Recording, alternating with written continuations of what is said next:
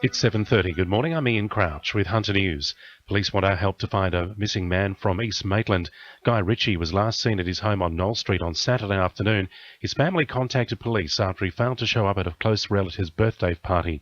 The 32-year-old suffers from a medical condition, may be in the Salamander Bay area, and could be driving a red Nissan Pathfinder with the rego AHT 88T. Two men armed with a gun have robbed a pizza delivery driver at Barnsley overnight.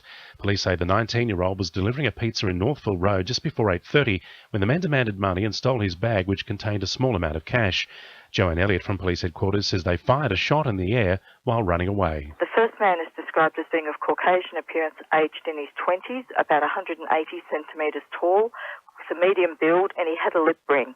The second man's also of Caucasian appearance, aged in his early 20s, about 175 centimetres tall with a slim build. They were both wearing dark hooded jumpers, and anyone with information needs to ring Crime Stoppers 1800 333 000. No one was injured in the incident. Lake Macquarie Police have carried out another blitz on trail bikes.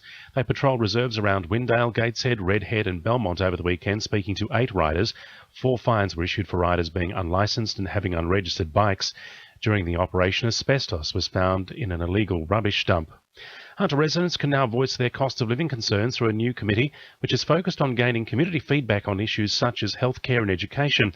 The Cost of Living Committee will be a chance for people in the Shortland electorate and beyond to be heard, with the committee also aiming to provide ideas on how such pressures can be addressed. Shortland MP Jill Hall says Hunter residents would benefit greatly from making submissions. All policy should be developed in consultation with the community. I encourage everyone in the Hunter to put forward submissions. I think the Hunter's one of those areas where we are experiencing an enormous pressure on our cost of living. Newcastle Councillor Lisa Tierney wants to have a tilt at state politics. The Herald reports she'll throw her hat in the ring to run for the Liberal Party in the seat of Maitland at the March election, with nominations opening tomorrow. It comes after sitting MP Robin Parker announced she won't be recontesting the seat. Roads and Maritime Services have agreed to carry out joint road corridor planning to assist Cessnock City Council in addressing upgrades needed on Frame Drive Bridge at Abermain. It's estimated upgrading the bridge to a 2-lane concrete structure with an adjoining pedestrian path and associated roadworks would cost $3.9 million.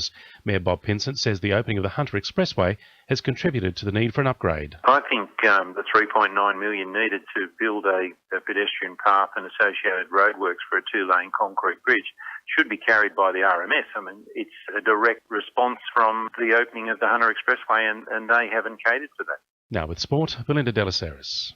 The Jets have been left scratching their heads on the back of a late Melbourne City comeback in yesterday's second-round thriller, thwarting Newcastle's hopes of a sure win.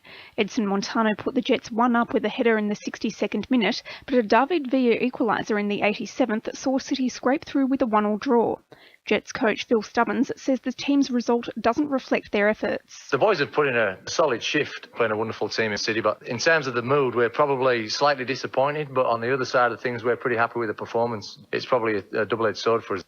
Maitland has stepped up its Northern New South Wales NPL rivalry against Western after swooping in to claim a young Bears talent. 17-year-old attacker Jai McKellar has put pen to paper, signing with the Magpies for next season. And Newcastle Hunters basketball product Katie Ebzery has scored a team-high 19 points for Sydney in their 73-70 win over the Canberra Capitals. That's sport. I'm Belinda Delas Harris. To a new RFM News Time 26 to 8.